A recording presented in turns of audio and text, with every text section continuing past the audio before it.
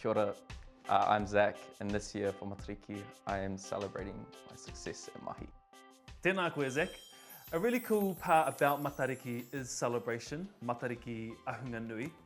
What are you celebrating this Matariki? I think for me it's probably looking at kind of the successes and things that I've had from mahi, and I'm really proud of sort of where it's got, and I think that's sort of what I'm celebrating. On Matariki itself, I'll actually be at mahi.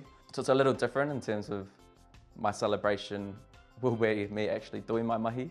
In one way it's with my colleagues and the people that have sort of made me kind of get to where I am, but in the other side it's also about helping other people sort of have that moment of them celebrating Matariki as well, and I guess a large scale side of it.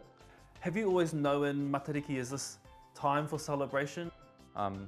Yeah, I think initially I didn't know a heck of a lot about it, but it was the more that I sort of was with friends and kind of talking and having conversations and finding that deeper meanings when it, I guess, became a lot more meaning to me, and that's when I could sort of connect with it a lot more. Manawatia a Matariki.